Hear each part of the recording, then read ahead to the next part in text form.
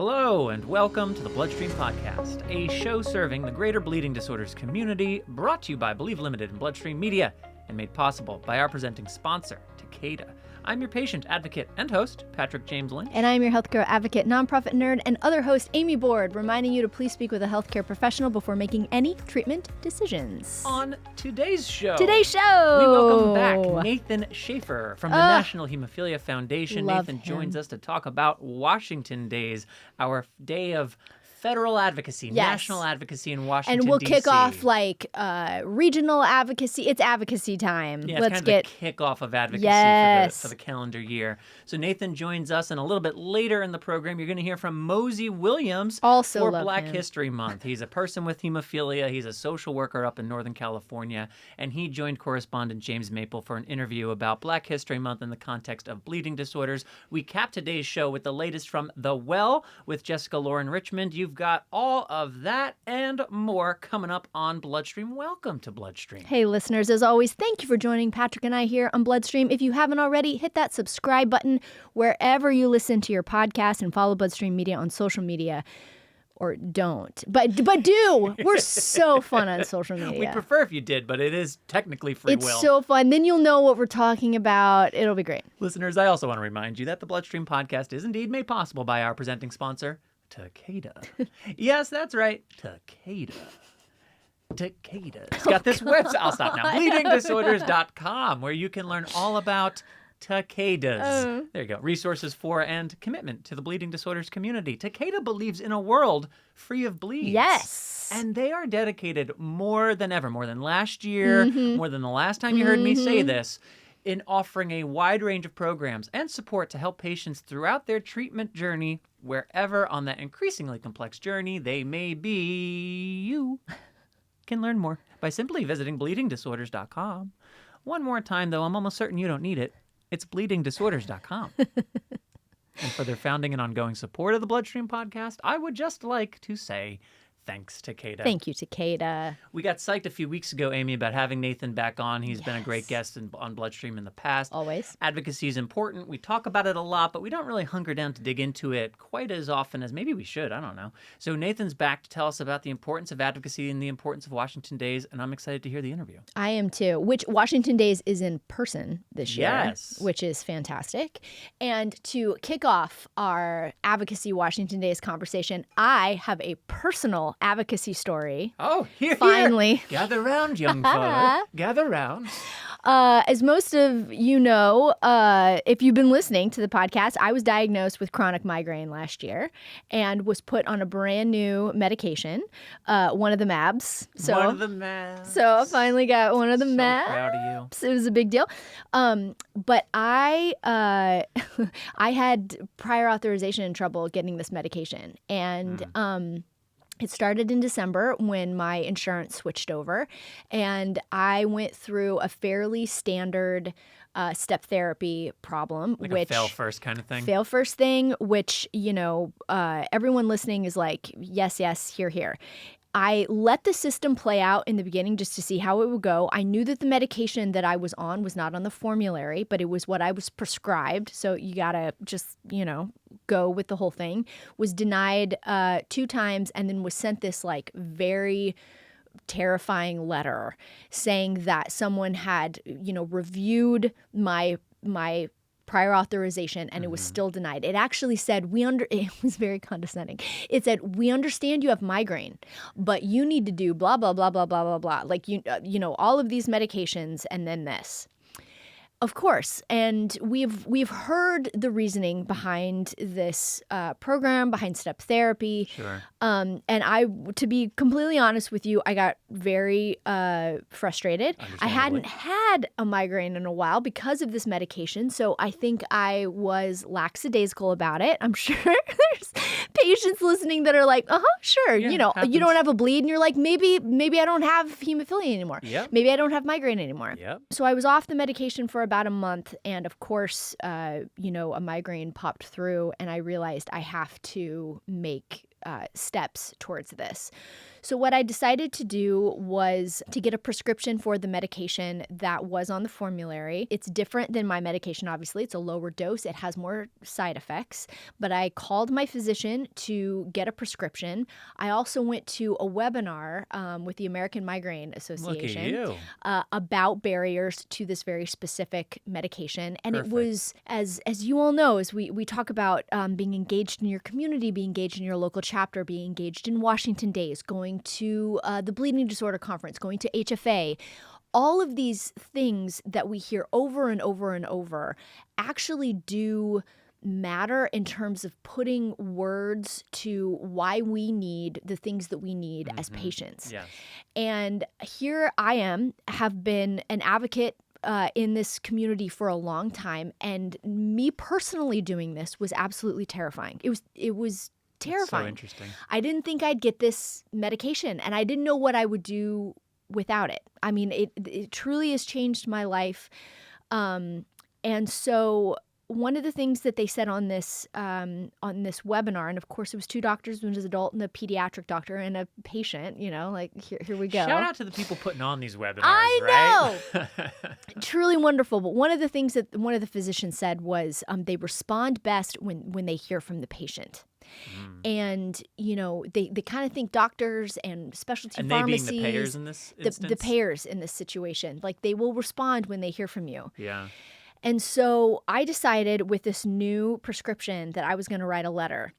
And I thought you were going to say that I was going to write the prescription. From Amy Board. I tried. Healthcare nerd, healthcare nonprofit nerd, healthcare advocate. Your host. Your host, Amy Board, which is how I signed my letter. But I was gonna write.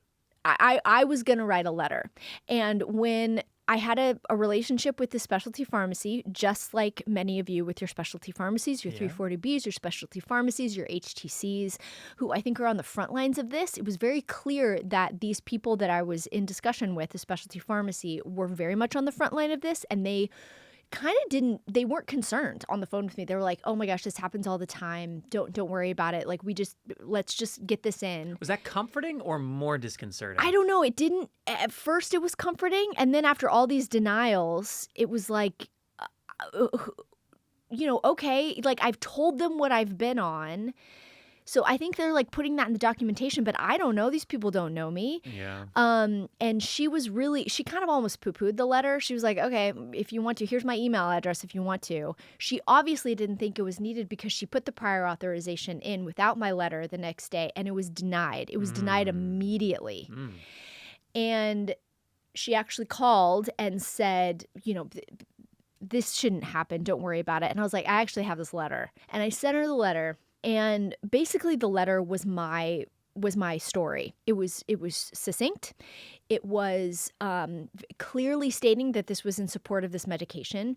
This is what I was diagnosed with. I was diagnosed by this human at this institution, and I have suffered from migraine for over 10 years, and this is what I've tried. And it was just bullet points. And one of the things that I was concerned about is some of the medications in the step therapy platform I haven't tried because I went through, as you all know, a big chunk of my life where I did not take medication for migraine because nothing had worked. Right. And I just thought I would have to live with it. Yeah. So I haven't tried a lot of things. And I think jumped over some hoops. But I wanted them to know that I have constantly gone into my PCP talking about this.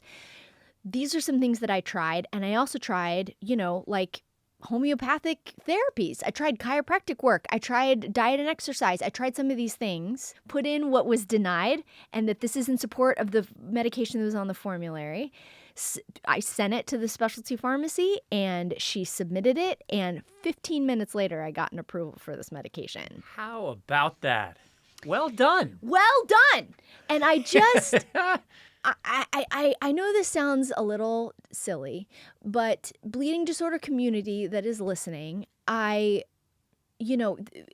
think it's different, obviously, but at the same time, it's the same. And I thought of you all so much because it was one of the most proud days I've ever experience doing that because it was advocating for what I need as a patient. Yeah. And everything within me was telling me, the doctor's right, the specialty pharmacy's right, all these things. And I do think that we let our specialty pharmacies, our 340Bs, our HTCs go on the front lines of these things. But hearing from you, it will never hurt. And all of the things that we have heard from every single webinar, every single advocacy discussion, every single insurance access session you've been to at an education weekend, all of those things can be utilized for you to advocate for your medicine, for your child's medicine, for your access to your treatment center, for your access to the specialty pharmacy that you want to go to. All of those things are important and valid.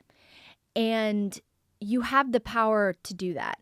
And I don't know. It was my personal advocacy story. And here, as we are in, the 3 months of the beginning of the year, the insurance nightmare months, right. Do yourself a favor and write it out. Keep those records. Make sure you document everything. And feel free to, push in there and make sure to get the patient's voice in there because they deserve to hear your story and they deserve to hear why it's important. Couldn't agree more. I'm so glad you shared it. And I would even say, listeners, I'll give you a challenge. If you're putting together a letter of advocacy for your employer, your school, your insurance company, whomever it may be, and if you want to share like a de-identified version or without the personal information with Amy and me for some notes, for some feedback on your letter writing skills, go ahead, mailbag at bloodstreammedia.com, and we will give you notes on your advocacy letter. Yes, free service. I would love it. Let's write letters. Let's write letters. I have an advocacy story for you as well with not the same positive outcome. I'll put it that way. I got excited. But we're going to get to that a little bit later in the program because right now we have got to get to our very first interview with Nathan Schaefer to talk about advocacy and Washington Days. And here it is, Nathan Schaefer from NHF. Listeners, I have Vice President of Public Policy at the National Hemophilia Foundation, Nathan Schaefer, back with us on BloodStream. How many appearances is this? I don't know. I think 4 or 5. I'm not sure. You're going to be like, we're going to start to call you like a BloodStream contributor. I love it. Hi, friend. How are you? Here we go. I'm well. Heading into Washington Days season. A new season. Tell me everything. How are you guys feeling going into Washington Days this year in person? Yes. Well, that's the number one thing that I want everybody to realize. We're back in person this year for the first time since 2020.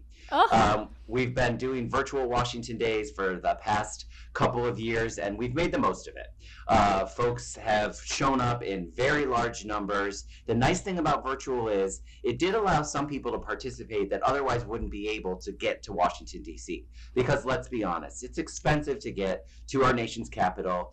Hotel rooms are incredibly expensive. It's also difficult to get around Capitol Hill. Folks that have mobility issues can't necessarily get from one meeting to the next. So for many of our community members, they really appreciated the opportunity to participate virtually. However, I will say it does change the dynamic of when you're meeting with somebody face to face. Right. So I know that many community members and a lot of NHS staff members have been yearning for the opportunity to get back in person, to actually meaningfully connect with people who work on Capitol Hill. So we will be in person in Washington, D.C., March 8th to the 10th this year, and we're so excited. And there's no virtual option. It's all in person. That's correct. It's all in person. That doesn't mean that there won't be follow-up opportunities for people to connect with their members of Congress and their staff, and that can be in their district office, that can be in person, it can be virtual. The reality is that we've learned that there are multiple ways that you can connect with congressional offices. They don't necessarily have to be at a concerted event like Washington Days. They can be one-offs, they can be follow-up conversations, they can be virtual, they can be letters, they can be emails, they can be tweets. There's lots of ways to engage. So it's not a one and done kind of thing. It's about establishing relationships and maintaining them over time. For listeners that have never been to Washington Days or maybe are new to the community, can you explain a little bit about what the event is? Like how does it work? Like what do you do? Do you have to know everything going in? No, you don't have to know everything. You don't even have to know 25% of things. I know, that's my favorite thing about Washington Days. You literally can show up and you don't have to know anything. You don't. We will walk you through every step of the process. Yeah. And so it works like this. Folks register for Washington Days. By the way, the registration deadline is February 4th. Okay. So if you haven't signed up yet, go to hemophilia.org. You'll find all the instructions of how to register for Washington Days. If you need assistance getting there, you need to coordinate that through your chapter. If you've never done something like this before, we will walk you through every step of the process. And the way we do that is twofold in terms of preparatory training. First of all, we will have a webinar for everybody who's registered for Washington Days on the 17th of February. We will walk through, particularly for folks who've never done this before or maybe only did it virtually to date, we will say these are the expectations. You're going to show up early. You're going to have 15 to 20 minutes on average with a staff member or a member of Congress. This is what you need to do. You need to introduce yourself. You need to explain why you're there. You're going to introduce the top priorities, which I'll talk about in a moment, and you leave behind some materials in the event that anybody has a question that you need to follow up with. So we'll give you the webinar weeks in advance of when you actually come to DC. We'll give you all the things that you need to think about and all the things that you need to prepare for a successful visit with your member of Congress. Then when you get to DC on that Wednesday, March 8th, we will have an intensive training on site for everybody who's going to go up to Capitol Hill on Thursday, March 9th. During that training, we will walk through, we will reiterate everything we covered during the webinar in February. We will say, this is everything you need to know. These are all of the expectations. And here are the issues that we've prioritized and what you need to say about these issues when you have your interactions. It all culminates with everybody going up to Capitol Hill on the 9th of March. We will schedule all of your congressional office visits on your behalf. That will be with your senators, with other people from your state. It'll be with your representative. Most likely you'll be paired with other people from your state, or if you're the only one from your state, you'll get paired with a neighboring state, because you'll never be alone when you go to a congressional office visit. We will walk through everything you need to prepare, and then on that evening of March 8th, we will put you together with the people that you'll be in a team with when you go up to Capitol Hill on that Thursday. You'll have the opportunity to role play, to ask questions, to make sure everybody's got their ducks in a row before you go into your first visit. I will tell you at the end of the day on March 9th, you'll come back to the hotel, share your successes, all of the experiences that you shared together as a team when you were up on Capitol Hill, and we will highlight some of those experiences in a recognition dinner of our phenomenal advocates on that evening. I will also promise you, you will be tired at the end of that day. Capitol Hill is not all that far apart from one another in terms of the House visits and the Senate office buildings, but there is a lot of walking, and it's called Capitol Hill for a reason. It's on a hill. So you do need to, number one rule, wear comfortable shoes. Yeah. You don't want to be wearing stilettos when you come to Don't wear Washington high Days, I heels, promise. y'all. Don't do it. I did it once. It's bad. Not worth it. Not worth it. There are marble floors in all of the building. They are very Which I unforgiving. slipped once. I slipped and hit my back like an idiot. And I think a member of Congress helped me up. I don't know, but he had the little pin, and I was like, dang it. Yep. You never know who you're going to interact with when you're up in the halls of Congress. So wear comfortable shoes and make the most of it. It is a long day, but it's very meaningful. Oh, so meaningful. I mean, once you go, you kind of catch that bug and you never want to not go. It's really, it's a special thing. You mentioned this, the priorities, the legislative priorities. What are we looking at here in 2023? What is going to be top of the list for the bleeding disorder community? Sure. So there's three things that we'll be prioritizing in Washington Days this year. The first of which is awareness about bleeding disorders. Let's keep in mind this is in early March. March is Bleeding Disorders Awareness Month. And there are lots of members of Congress who are new. There are 74 new representatives in the House of Representatives. These are people who might not know anyone with a bleeding disorder. They usually, sometimes you say, do you know anything about hemophilia or bleeding disorders? Oftentimes folks will say, yeah, I've heard of hemophilia, but tell me a little bit more. Rarely do they know anything about von Willebrand's disease or rare bleeding disorders. It's an opportunity to educate and to make a connection with those that they represent in elected office. So people often make connections. This is what my family has gone through. We live in your district. You represent my family and our concerns. Here's what I want you to know about people living with bleeding disorders that you represent in Congress.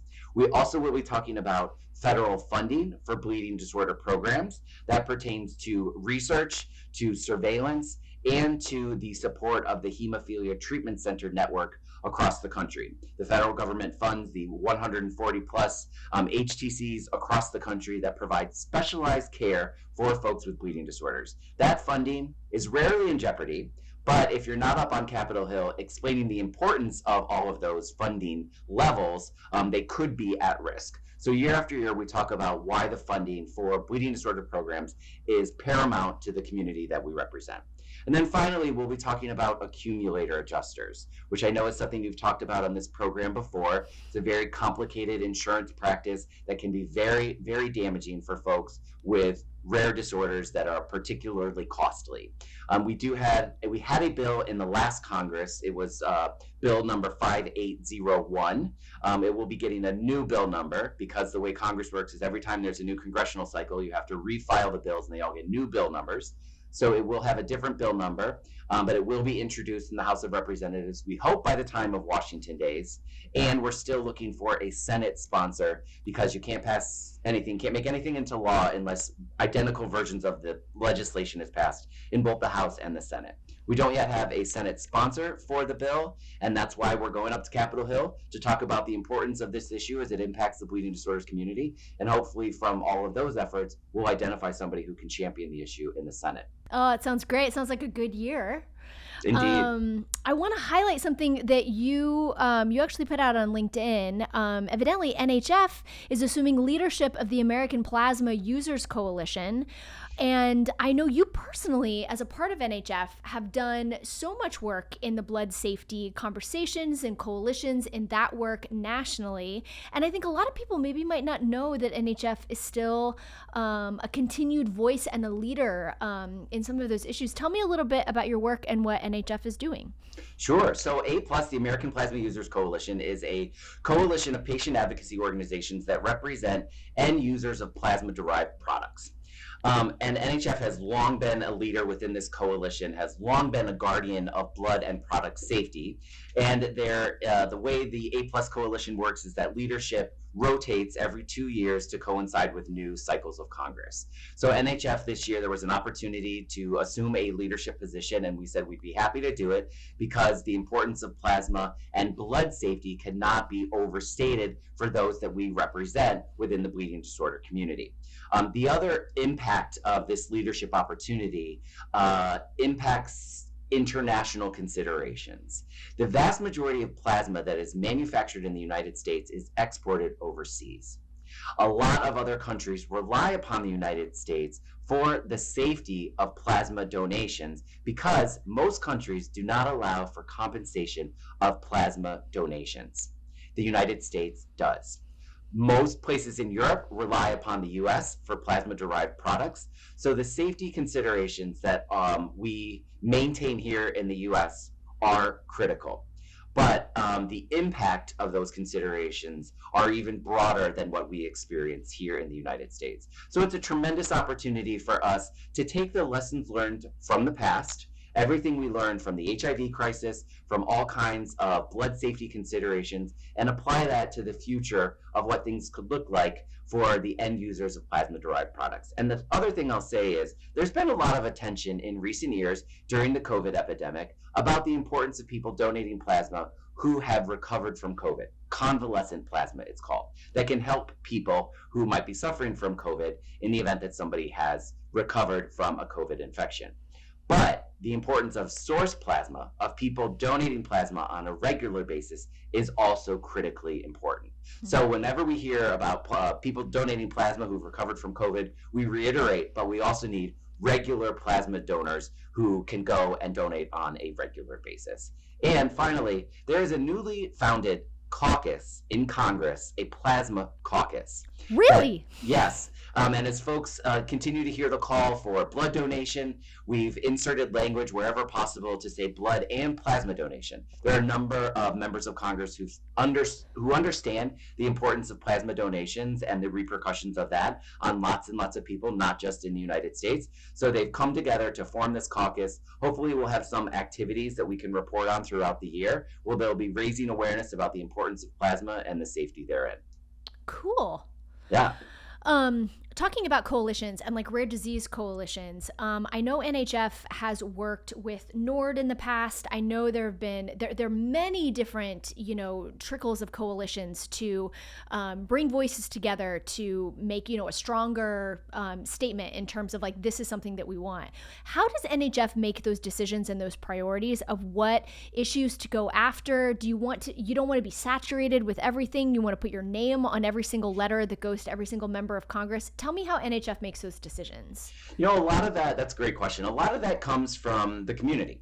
What we hear from community members and particularly from chapter leaders. What are they hearing from the boots on the ground, if you will? What are community members experiencing? What kind of pressures are community members facing? What kind of coalitions are coalescing in any given state, and where there might be an opportunity for the bleeding disorders community to take a leadership role? Let me give you an example. In North Carolina, there was a push to pass legislation that would ban accumulator adjusters in the state.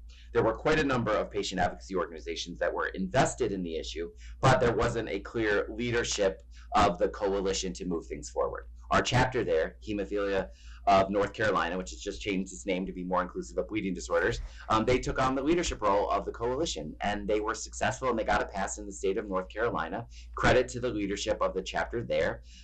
It was a matter of realizing that there were multiple community members that were impacted similarly by an issue, but a lot of the other folks that were involved didn't have the infrastructure to be able to take on a leadership opportunity. So that's one example of trying to sort through what are community members experiencing and what do we as a community have the capacity to do in terms of a leadership opportunity.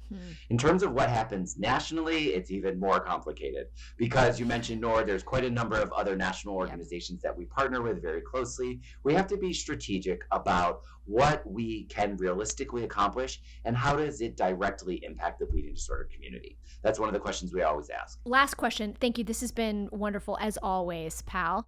When I was a chapter leader, I was, ferociously looking after stories of folks that have really struggled with gaining access to either care or treatment or both. If folks have a particular story that even maybe has been resolved, what is the best way to get it to the public policy team at NHF to utilize, to have an idea of what's going on in terms of what's happening from a regional standpoint? What's a great way to get a hold of the public policy team? The best way would be to email advocate@hemophilia.org. Advocate@hemophilia.org. That is an email that goes to a number of the members of the public policy team, and that will allow us to hear your story and realize how we might translate that into some kind of campaign or some kind of initiative to move the needle forward. And about telling your story, I've said this on your program before, but I want to reiterate it. Sharing your story is the number one thing you can do to be a responsible constituent and to be a resource on behalf of those who are elected to office to represent you, your family, and your community. You, as a patient, can share your story. That's all you need to do. You don't need to be a policy expert. You don't need to know how legislation becomes law. You don't need to know any of the nitty-gritty of how the sausage is made. You're there. When you come to Washington Days, or if you go to your state advocacy day at the Capitol, you're there to share your story. In the event you're asked some kind of question you don't know, you just say, I don't know. I'm here to tell you what my family went through. That's it. It's the legislator's job to identify a resolution and figure out, once the resolution is identified, how to shepherd it through the legislative process. All you have to do is share the story and the reality of what you and your family have encountered. Nathan, thank you so much for joining us. Thank you for the work that you do for our community. Thank you. I have to say it is a tireless job, and thank you to you and your team and all those that work at NHF. I'm sure we'll have you back, friend, and I can't wait to hear how Washington Days goes in person. I'm excited. I'm getting goosebumps just thinking about it, just thinking about the Twitter. Yeah, stay tuned. It'll be really exciting. We're looking forward to it. Thanks, friend. Talk soon. So speaking of advocacy, Amy, as I said earlier, I had an experience recently that didn't go quite as well. Oh, man. To zoom out even a little further, as you know, as listeners, you do not know yet, I had jury duty in the month of January and part of February. And not like going in like jury duty, like got on a jury. Got on a jury. Case ended Friday, so I can now talk about it. Kind of intense to talk about, especially like out of nowhere. So I feel as though I should leave the details aside. But it was a few weeks long and there was a lot of stuff. When I started, I didn't know I was going to be there for weeks. And I was walking around on my 2 feet the way I historically am accustomed to. But after a couple days, it was... I didn't think jury duty was going to be as physically demanding as it is. I know. But if you're here in Los Angeles and you get called to LA County jury duty, downtown LA, you're going to park almost a half a mile away from where the courthouse is. Yeah, and hills. And it's then you're going to hilly. go to, someone said it recently. Actually, it may have been Keith in the booth back there. I forget who it was, but it was like, this is the San Francisco-iest Yes. part of Los Angeles. It's Yes. just a hill center. Yes. And it's so true. So hills have always been a nemesis of mine with my ankle. And all the more so in the last few months post-surgery and trying to like just figure out what this new era is. But as days went, so I'm using my crutch. So I came back and actually day one of the trial, like I got through jury selection without the crutch. Day one of the trial, they open the doors. There I am, crutching my crutch. Tap, tap, tap, tap, tap across the floor as the jury goes to sit. And everybody was very nice to me at the courthouse and whatever else. But I had a lot of feelings about it because the last 4 months in general, I've been getting accustomed to this season of life that I'm in. And I've been saying to myself, to Natalie, getting comfortable with the idea of like, this is my own language. I'm just speaking about myself, but I've been calling myself a partially disabled person. I've been thinking about our buddies Sean and Kyle over at the Two Disabled Dudes podcast. And I'm like, I should start a new podcast, the Partially Disabled Dude Sometimes podcast. Today he might be able to run around the house and do just fine. And then, he's on crutches and in severe pain. And it's just like all over the place. But I've been thinking about those guys a lot and thinking about their lived experience. And once I was with the crutch, I didn't want to be kicked off jury duty because of the crutch. Right. So even though in theory being excused wouldn't have been bad, if I were to be excused because I needed some kind of special assistance, that would have upset me. Right. So I was hesitant to say, hey, this parking situation and having to walk 6,000 steps every day when I can't put a lot of pressure on this ankle is a grind for me. It took me a couple of weeks until I finally said something. Once we went into deliberations and they were anticipating it was still going to be another 2 weeks. Yeah. I was like, okay, I thought I was pushing through to the finish line here. Finish line just got extended. So I wrote a letter in the cafeteria of the courthouse by hand, gave it to the bailiff to give to her honor. Yeah. And there's nothing they could do for me. What was at least nice was at the end of the trial, ended like 4 days ago. She acknowledges when the jury's verdict is read and we're all done, like you are now released and thank you, jurors. I was an alternate. I should mention that as well. So I didn't even get to do the deliberation part, which is like, oh, man. Yeah. She then thanked the alternates and mentioned how in her previous case they went through every alternate and ever since COVID, like you just never know and it's so important. And there are so many components to this case. It's like, yeah, you can't have a mistrial when you have dozens and dozens and dozens and dozens of people's schedules lined up for these few weeks. And then she singled me out to say, like, you've been a real trooper, and I'm sorry that we failed you and that the court could not do more to help you. But your commitment to this process and the system did not go unnoticed, and I just want to thank you. And, and I gave her the respectful silent, like, her honor head nod, like, that's for what's up. It was an interesting experience. All of it was. But from a health standpoint, I did not expect that my foot was going to become, like, the star of my jury duty story. And having to figure that out, like every week by the time we got to Thursday, I was like, man, my foot, I need the weekend just to recuperate so I can like go to freaking jury duty again on Monday.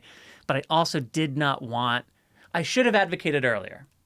But at the same time, I had a fear that if I advocate for myself, I'm going to be removed from this. And while in theory, that would be fine, I can go back to work, I can go back to my life. Right. I don't want to be excused for things because of my health. Right. I haven't wanted that as far back as my conscience goes. Right. So it is a very difficult mindset adjustment for me to recognize, number one, to truly recognize, like, I need help. Right. Like, I'm one of those people who could be, like, drowning with muscles cramps and all. And like, are you okay? I'm like, I just need a moment. It's like, no, you're suffering. I'm not good at that. and then to take action. So it's like to recognize it for what it is, step one, and then to take true action, step two.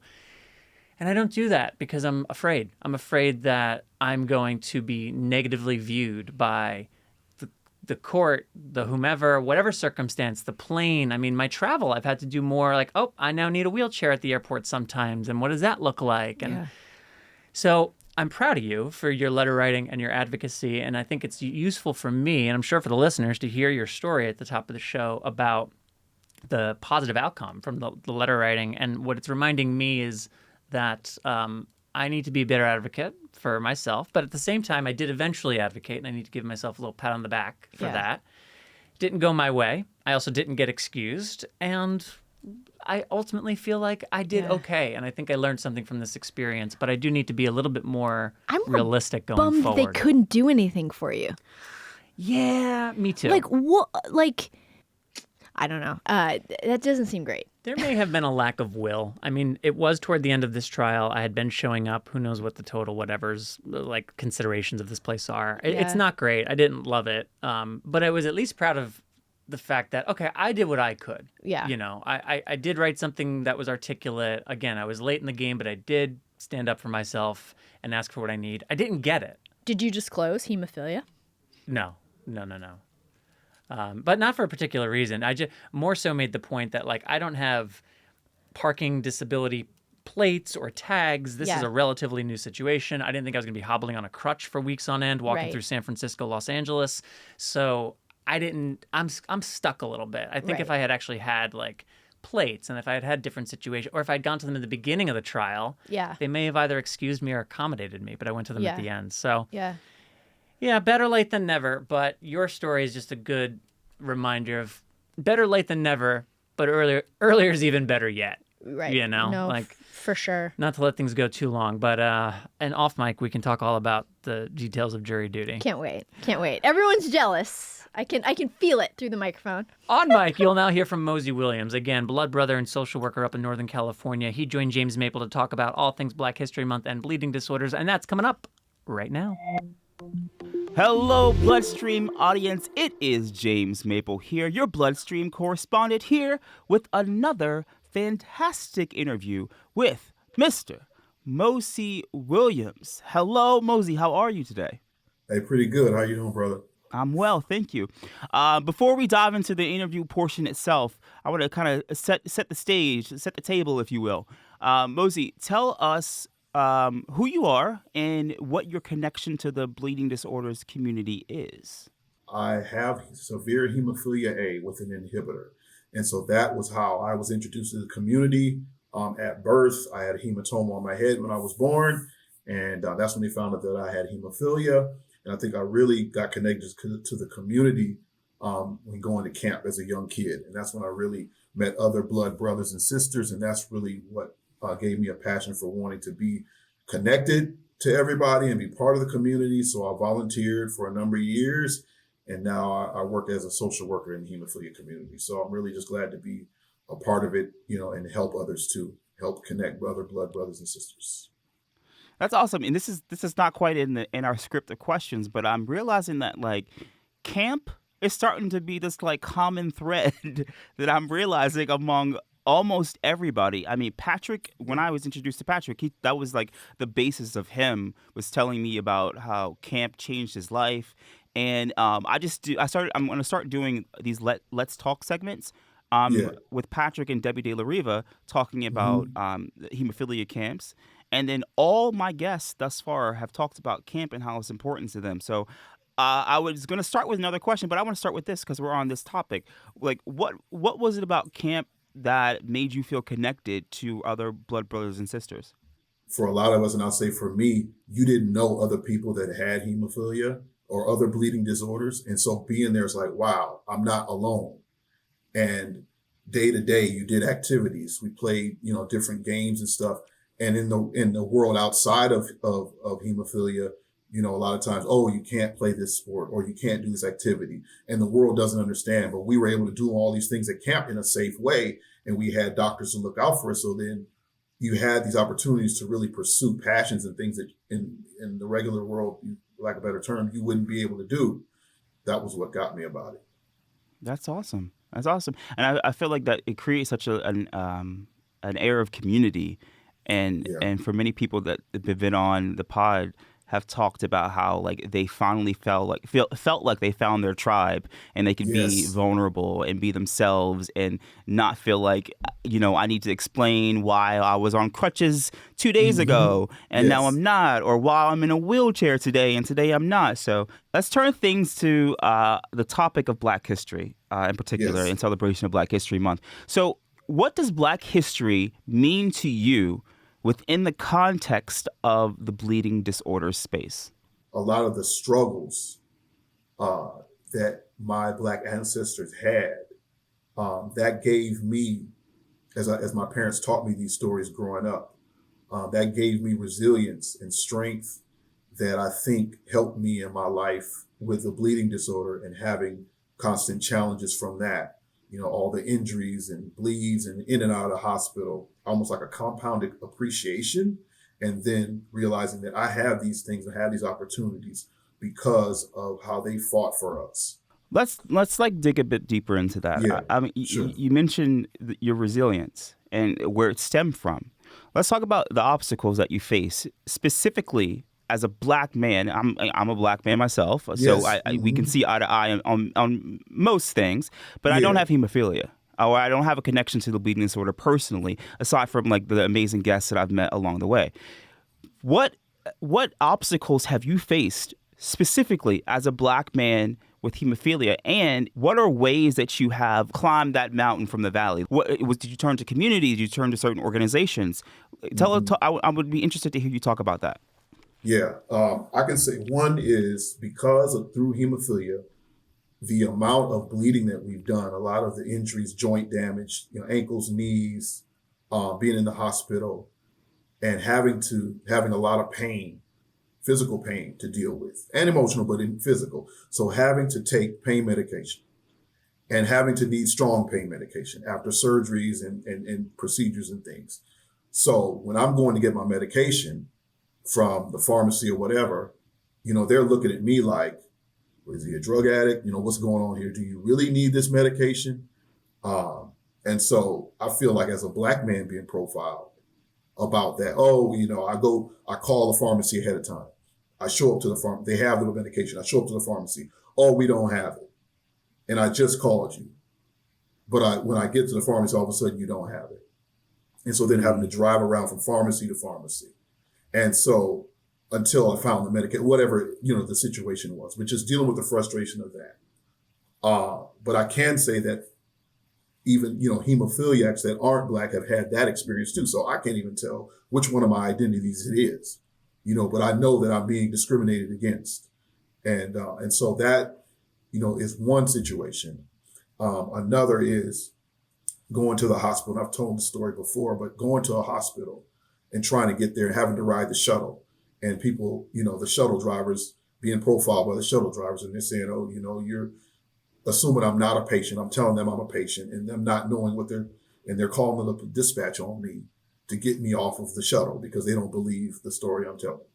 And so I'm sitting there because this is around a time where a number of Black men in this country, unarmed Black men, have been killed. And I'm wondering, what did I just do? Why didn't I just let this thing go and get off the shuttle? And so when you asked about, what kind of support, particularly in our community, even just as hemophiliacs and people with bleeding disorders, I'm able to talk to them because they've been through it too, being, not receiving pain meds, things being assumed about them. And also getting my own support, mental health support from a social worker I had as well. And him being a white man, and I told him the story about being profiled on the shuttle, and he apologized to me and he said, I'm sorry. He said, because I ride the shuttle every day and they don't say anything to me. I don't have a badge at all. And so you just realize, getting that support and that validation that, look, I'm not crazy. I'm not making this up. These racist things are happening. I'm curious about this intersectionality with another interviewee that I had, Dima Hendricks. Dima doesn't have hemophilia. She has sickle cell. And one thing that came up for her in particular was, as a Black woman, she was oftentimes felt like her level of pain was not taken seriously. Has that ever occurred in your life as well? Yes. And I think when I'm telling somebody, they don't think that I need this level of pain medication. And we know that, in the past, there was bad medicine in the medical community and research, flawed research, just racist research that said, oh, Black people can have a higher pain tolerance than other people. And so when you look at, like you said, sickle cell and a disease that predominantly can affect African Americans, there's a lack of, there's a disregard for it, and discounting of those painful experiences. I don't want us, the audience and those listening, to think that like your experience has been nothing but negative, because I know there's been some positive in this. What has been something, given your experience as a Black man with hemophilia, that you look back on fondly? Yeah, I think, and particularly at camp, because when we grew up, there wasn't a focus so much on race, because everybody was so busy bleeding, that we were just focused on staying alive. And we just kind of made this, like you said, the tribe, where we call each other blood brothers. And you have somebody that doesn't look like me and says, this is my brother, when we're walking in the community. And people say, that's your brother? And then they don't get that. And there was a particular time where we had an event, a bleeding disorders event, and a bunch of guys were at the bowling alley, all different ages, all different races, having a great time. And you could see the other people from other groups looking at us, trying to figure out what the connection to the group is. Like, how are all these people connected? And so we were all just having a good time. It didn't matter. And they're looking like, well, how does this group come together, and what do they have in common? I feel like for our audience, we have to do a clarification. There's two Black men speaking. There's a difference between a brother and a brother. Yeah. Well, that kind of leads me to my next question. For those young brothers out there, Yes. those young blood brothers, those young men, Black men with bleeding disorders, who are new to the community, what advice would you have for them? I can see where somebody coming into the community, you don't see people that look like you as much. And there may be a hesitance, a questioning of what's happening, and, getting involved. And because of that, it's, like the quote, life begins at the end of your comfort zone. It's not easy. And what we've tried to do in our community in various spaces is to have groups for Black families to discuss the challenges that we're having, safe spaces, a Facebook group for people to join so we can all, come in. So those, I would say to the young men, young brothers out there, we're here, and we're here to support you and encourage you and help you. There's and I would say in our community, there's a lot of strength. There's a lot of support that comes from all places. But we're here too. Yeah. Before we get to the last question, I'm just curious about your thoughts on this. To that family who had previously no connection to the bleeding disorders community, who, it wasn't in their realm of understanding, but boom, bundle of joy just came into their life. They are the parents of a child with hemophilia or a bleeding disorder in general. What advice do you have to those parents? There is help that looks like us, and then there's help that doesn't, that's just going to wrap arms around you. And that's one thing I'll say about our community. People love to talk and they love to share. And so as soon as they see a new family, they want to tell you their story, and they want to give you a space or any questions that you have that you can answer. And they want to be somebody that you can call late at night and help you to advocate. And that's the one thing I will say, one of the many things I could say about our community. There's a lot of support, and there's a lot of people that care, and they've been there, and they want to help you get through it. If you're with a hemophilia treatment center, connect with your social worker, and they can connect you with people. Tell them that you want to connect, and then they can reach out to somebody, because, the HIPAA thing. But if you say you want to connect with somebody, then they'll reach and find somebody that will reach out to you. The community is there, and it's ever growing. Yeah. My last question to you, Mose, before we let you go. I've asked all my guests this because I think it's important to frame the context of each interview. What do you want your legacy to be? I hope that it can be said that I just really wanted to help others.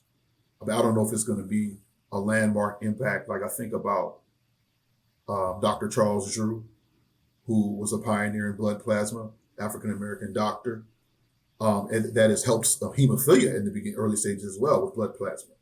And I don't know that it will be that, but just in the people that I meet, if I'm able to encourage them to get support or to connect them with somebody else within the community,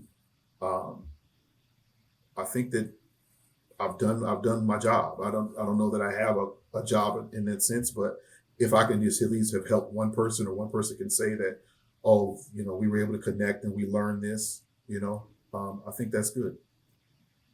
Well, I think even the small victories are still victories, Mosi. You connecting person A to person B is just as significant as you connecting person A to the community. I just thought I want to mention that one of my first camp counselors was Val Bias. And so when I was 6 years old, and so for him to go from art director to camp counselor to camp director to board president to chapter president to the NHF president, CEO, I mean, he made an impact on my life and so many other lives as a Black man with a bleeding disorder. And so I don't know that my impact will be as such, but he has impacted my life in a great way. And I just want to continue to help in any way I can. Well, we will continue to watch your journey and document and have you back to discuss it more in the future. Mosi Williams, thank you again for taking the time to speak with us. Keep up all the amazing work you do, connecting brothers and sisters in the community. We appreciate you, and we will talk with you soon. Thank you, Mosi. Also, thank you, James, for conducting that interview. Hey, let's go on to The Well. Gen XYZ are also a part of Gen T. So many letters. Generational trauma. I get it. The bleeding disorder community really knows how a dark past can shape the heart of a community. Concur. And here at The Well, Jessica is going to dive into the need to connect with, while not always staying attached to, handed down trauma. Ooh. And we have a phenomenal interview guest here, Who? Dwayne, We from love our Dwayne. series at HFA and back in 2022. So let's get to it. Here is the latest installment of The Well. The Well. Mildew, by definition, is a thin whitish coating consisting of minute fungal hyphae growing on plants or damp organic material such as paper or leather. Mildew is not inherently bad, but in this segment, I'm going to use it to represent generational trauma, and toxicity. Welcome to The Well. We are standing by a wishing well. Now, while there's a Gen X, Gen Y, they're called millennials too, or a Gen Z, most folks alive and online today are all part of some kind of Gen T, generational trauma. Generational trauma. I've often said the greatest thing about this community is its sense of history. The worst thing about this community is its sense of history. We are here today at The Well, not in the past, yet today is undoubtedly impacted by the past. When considering generational trauma, the influence of past traumas handed down through generations, it's helpful to consider what that hand-me-down looks like and feels like. It's just as important not to keep wearing it forever. Let's look at history without getting attached to it, right, Dwayne? I mean, when you show up to this as a new parent or a person who's maybe not been very involved with the community, there's this great history and this great community with their arms open wide, willing to just bring you in and make you a part of the organism. And but that being said, there's the pain and the mistrust and the dark times, and they're all real and they're all valid, and they have to be acknowledged and they have to be talked about. It has to be aired out. It without any sort of discussion around it, there's no moving forward. Okay, I take it back then. We have to wear the hand-me-down. Or we don't. We just can leave it on our chair in the side of the room, strewn about in our bedroom, not trying to pay attention to it. But that which we don't look at looks back at us hard. Let's scrap the hand-me-down metaphor. Let's talk about mildew. What we spend our attention on multiplies. If I have a cup of water and it's gotten mildewy, and I just stare at the mildew, all I know is that this cup of water is mildewy. If I start instead to pour clear water into the cup, well, the mildew might take a while to get gone.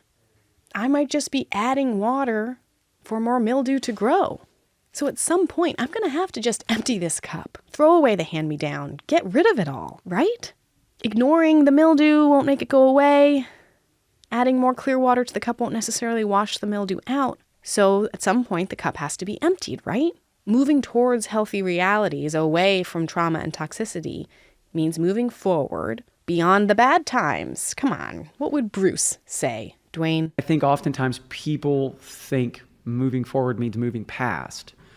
But I think if I could paraphrase Bruce Springsteen, which I do a lot, that sense of community means that you bring all of it with you. The joys, the good times, the bad times, the atrocity, you bring it all with you. It powers whatever it is that you're going to do on a forward basis because you do have that history. Don't be mired in the history. Don't let the history bog you down. Don't let the history keep you from moving forward. Right, okay. So keep the clear water flowing in the cup.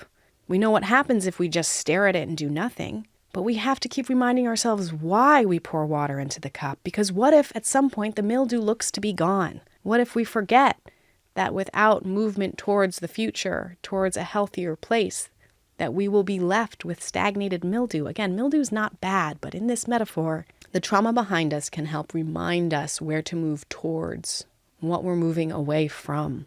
But for everyone in Gen T, Generation Trauma, to keep moving away from history also means remembering where we started. Ain't that right, Dwayne? Don't let the history bog you down. Don't let the history keep you from moving forward. But at the same time, there's that constant acknowledgement. Constant acknowledgement. Constant acknowledgement, which means not forgetting the trauma that made us. Thanks, Dwayne, for the reminder. Thanks, BloodStream, for having me on. This is Jessica, and I wish you well. Thank you, Jessica Richmond, for safely bringing us to and from the well once again. Thanks as well to Nathan for coming on to talk about all things Washington Days and advocacy. Thank you to Mosi for chatting with our correspondent James Maple about Black History Month and bleeding disorders. Thank you all for contributing to today's episode, an episode that would not be possible, of course, without our presenting sponsor, Takeda. Thanks, Takeda. Visit bleedingdisorders.com to learn more. BloodStream's going to be back next week. How about that? We're just pumping out the episodes early in the year. February 17th, Amy Board. What can listeners expect to hear? So we'll be back next week again on February 17th, where we will continue our series on Black History Month and kind of get several perspectives. Someone from the hemophilia community and someone from the sickle cell community. We'll be talking to correspondent James Maple, so we're excited about that. Subscribe here today to make sure that you get that episode in your podcast player. And make sure to send us your advocacy letters for free services where Amy and Patrick stay up nights with red pens to review advocacy letters and give you our notes. We'll write advocacy letters with y'all. If you take us up on this, you are going to get response. Your letters are going to get better. Yeah. That's actually true. I don't know. It's so much fun. Let's do this. Mailbag at bloodstreammedia.com. And with that, that is all for this episode. As always, as Amy said, remember, subscribe to the podcast, listen to new episodes, and share the BloodStream podcast with friends, family, colleagues, coworkers, people at your treatment center, people at the bus stop, anyone you want. And if you or a loved one in the bleeding disorders community is a musician, we are putting this segment together. It's coming along pretty nicely, and we are looking for more participants. Share your story, share your songs for a new segment on BloodStream by emailing mailbag at bloodstreammedia.com. You can also use mailbag at bloodstreammedia.com to inquire about our storytelling and casting opportunities for these podcasts or Believe Limited's films. We're always casting something, and you can always connect with Bloodstream Media or me or Patrick. Oh, you can do so much connecting. On social media. It's the best place to connect.